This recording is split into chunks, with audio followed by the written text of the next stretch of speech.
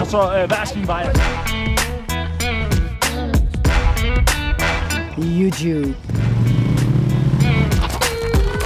Fabulous. Jeg synes, det er stiligt.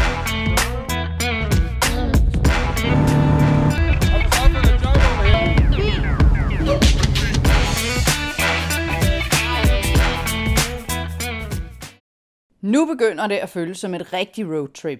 Vi ender med at tilbringe natten på en parkeringsplads i byen Needles i Arizona. Godmorgen! Godmorgen. Så godt. Jeg sover simpelthen så dejligt. Det har været super godt. Der har været helt stille. Det er lidt forbudt, fordi det er kun for kunder. Men jeg tror nok, man kan købe termometer derovre. Vi mangler jo et termometer, for det skal man jo have for at rejse i USA i coronatid. Så vi er kunder. Og så kan vi se, at der allerede er myldretid. Der er en eller anden ligger store herovre. Så kan vi jo altså sælge sprut. Og der har godt nok været mange mennesker allerede. Så jeg tror, at der er nogen her, imens man skal være derhjemme, som skal meget tidligt hen og købe sprut, uden alle de andre, de ser det. Det er måske ikke så godt, men det er meget sjovt at konstatere, når vi sådan ligger her og ved, at det koster det halve over i supermarkederne. Ja, men man kan altså godt se, man kan sagtens se dynerne og alting derinde. Hvis du render rundt derinde med bare røv, så kan man sagtens se det. Ja. Hvor hyggelig var. Jeg kan ikke se så meget, når du har kørt vinduet ned, så er det drukket. Ja. Men jeg er også tæt på vinduet. Altså, kan du for eksempel godt se, hvor mange tæer jeg har her? Ja, du har 5, ja. Nej, det var bare fordi, du vidste det i forvejen. Nå, jeg må hellere op og lave kaffe til min mand, men så bliver han så ked af det. Okay, see you later. See you later. Torben har lagt mærke til, at det ene dæk ser ud til at mangle luft, og vi beslutter os for at få tjekket dæktrykket. Milo og Gustav har travlt med at fange Pokémons de steder, vi stopper. Det er et spil, de har på telefonen, og det er et rigtig fint tidsfordriv på vores mange stop undervejs. Altså, vi vil gerne starte væk fra stedet. Vi kan blive med at tage Pokestop efterhånden, men Pokémon'erne forsvinder sådan, når vi tager dem. See how they construct the tire. It's old. Det lader til at være en kyndig dækfarvemand, vi får fat i, og han fortæller os, at vores dæk er fremstillet i 2008 og er regummierede. Desværre mener han også, at der er kommet luft ind imellem det inderste og yderste lag gummi. Det gør, han anbefaler også at købe et nyt dæk, som vi kan få for $450, det vil sige ca. 3.000 kroner. Ja, han tjekker lige vores tvillingehjul bagpå i højre side. Han sagde, at det havde et dæktryk på 60, det skulle have 100. Han synes, vi skulle have et nyt. Men det tror jeg ikke, vi synes. Jeg tror, vi bliver nødt til at tage chancen lidt og så sige, at vi har ikke heavy load på. Nej, 7-9-13, så satser vi på det, der kan køre længe. Det satser vi på. Det bliver vi simpelthen nødt til. Vi kan ikke blive ved med at stole på alle de mennesker, der siger, at vi skal bruge penge. For så er vi løbet tør i morgen jo. Ja, de vil alle sammen sælge os et eller andet. Og jeg skal lige skrive, hvor mange kilometer den står på. Ja.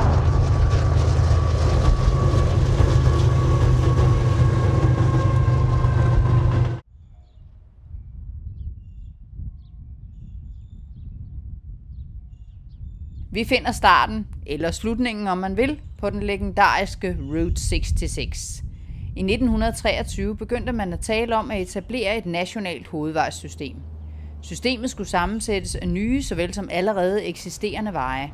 Og i 1927 blev der så sat skilte op. Den knap 4.000 km lange Route 66 fra Chicago til Los Angeles var nu en realitet.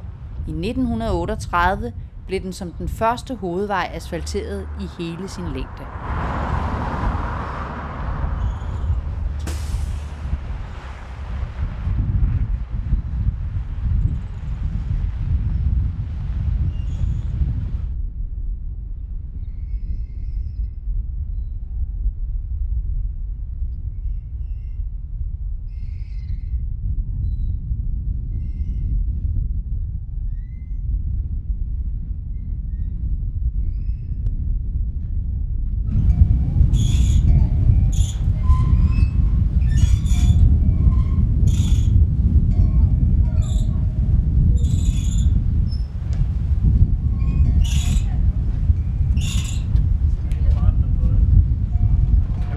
smører ikke skillene, fordi det har også en charme.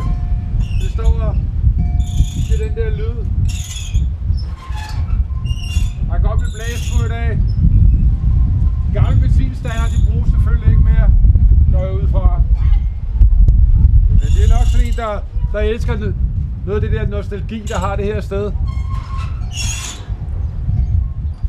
Jeg bor sikkert omme bagved. Der er lukket i dag, det er søndag.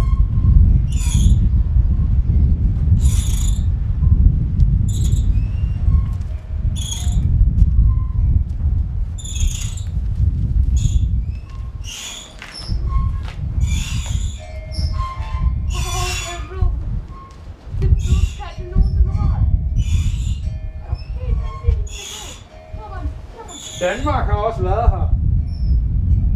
MC 99 Danmark. Den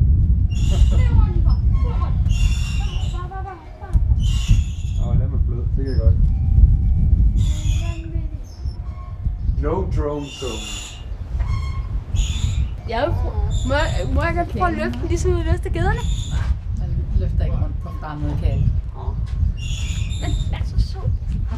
Den hopper fra her til helt rundt heroppe. Ja. Det gamle komfur derfra. Der er godt nok mange. Over det hele. Den er godt nok tyk. Der er godt mange af de der klistermærker. Ja. Den er godt nok sød og tyk. Den er så blød lige der. Fresh up, 7 up. No drone zone.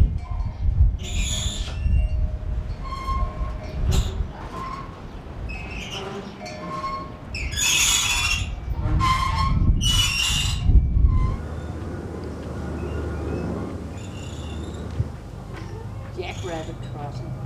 Lige pas på, fordi der krydser kaninerne. Så sat advarselsskilt op. Hej, vi skal. Ja. Ja. Den er godt nok. Ej, det er meget blød en, hva'? Hvad der hedder ham der? Eller er det ikke sådan en? Nej, det er nok ikke sådan en. Det ligner ham der. Hvad er det, han hedder? Bumle. Bumle, ja, det er da det. Det var da Bumle, jeg kom til at tænke på. Som lige er inde og blive ordnet her i garagen. Der er reservemotor og det hele der. Masser af dæk.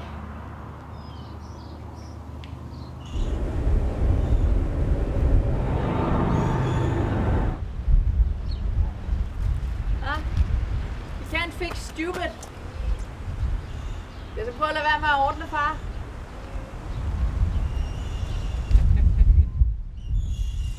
Vi er helt klar over, at det er et ret atypisk USA, vi får lov at opleve. Men nogle gange så er det næsten som at være Palle alene i verden. Det er lidt specielt med den her coronasituation. Godt nok. Det er jo det.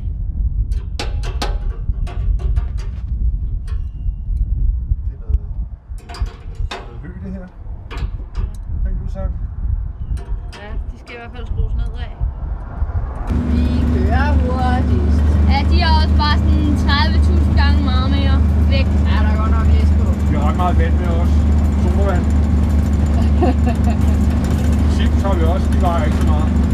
Har vi chips? Jeg vil have chips. Det er langt. Helt derovre! Ej, jeg ved, det stopper et eller andet sted. Er du vanvittigt, det er langt? Hold da op, mand. Må du lige gå ud. Jeg skal med ud.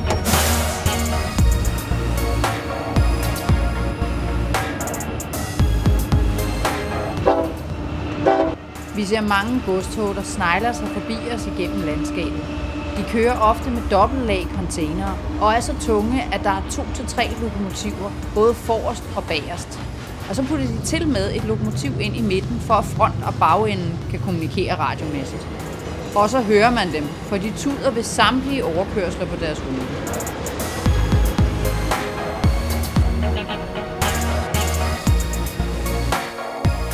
Vi beslutter os for at forlade Route 66 for at se, om Grand Canyon nu også er helt lukket. Nationalparken dækker et areal på knap 5.000 kvadratkilometer, hvilket er godt og vel 1,5 gang størrelsen på Fyn. Grand Canyon er en af USA's største turistattraktioner, og der er altid mange mennesker. Men da vi ikke har brug for hverken restauranter eller campingpladser eller lignende, så vil den nuværende coronasituation måske kunne medføre, at vi kan få lov at opleve dette ekstraordinære naturfænomen helt på egen hånd. Porten har været åben indtil for et par dage siden, så vi håber. Nu mangler vi 30 miles cirka for at være helt oppe i Grand Canyons indgang. Så nu er vi lidt spændt på, om den er lukket, eller om vi kan snige os ind et eller andet sted i Grand Canyon. Så vi har lige stoppet ved en tankstation. How they keep their hats on in the rodeo? Yeah, how do they do? Hairspray. Hairspray. They put hairspray Okay. on it. They don't like to admit it. No. They put hairspray on, and that way their hat stays But on. all the tough cowboys use hairspray then. Okay. Yep. Yep. They This said, you one's won't tell little- anybody, will you? And I go, oh, no, I will.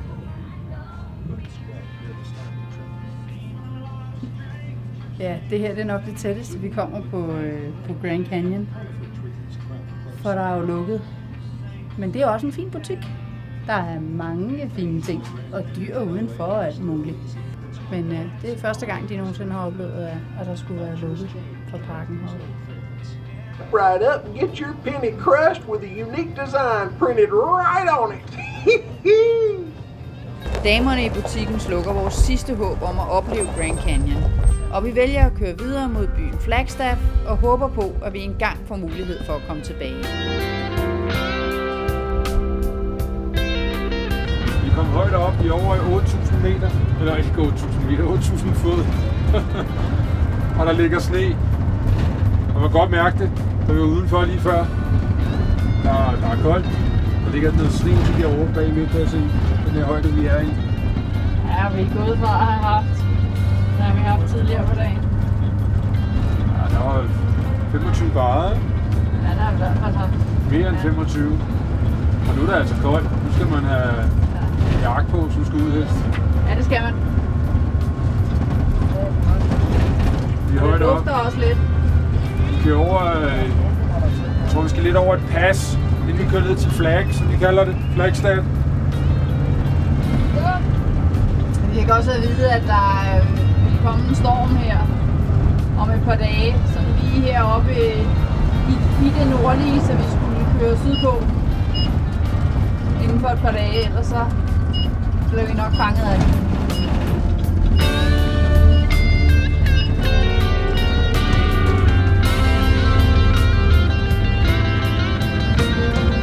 Ja, det er sådan en bjergpas. Der nogle gange så sætter den der på road closed.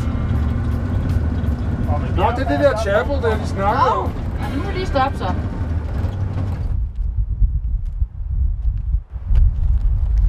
Vi står foran en lille chapel her, som en af de lokale, vi mødte op på vej op til Grand Canyon fortalte. Så nu de havde været nede i Flagstaff og skulle hjem, så var mange de stoppede lige heroppe og så lige holdt en lille pause, inden de kørte hjem. Det er godt nok koldt heroppe. Ja.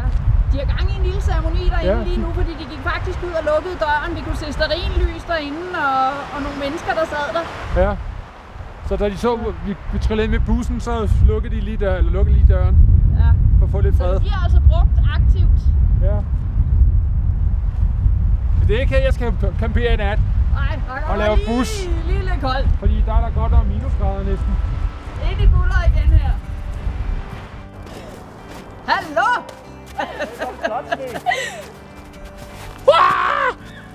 Ej, lidt for højt.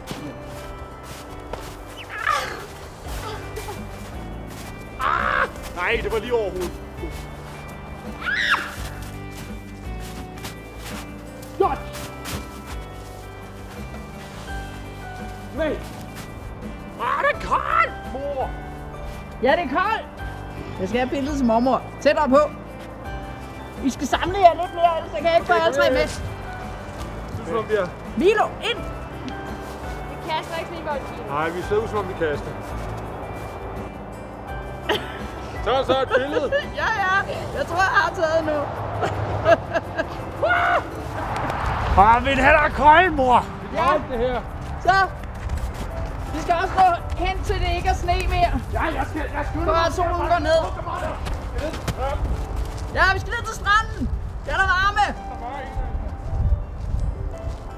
Jorden er giftig, fanger dig. Den er lidt svært at sige, jorden er giftig, den der. Der er lidt mange blinde.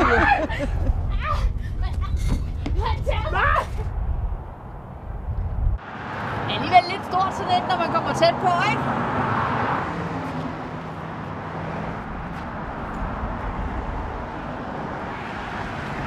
Må man godt gå op på det, man? Lige og tjekke det ud. Altså et meget lille hul. Det var godt nok sådan en enkelt fyring af kul. Sådan, så du står herovre.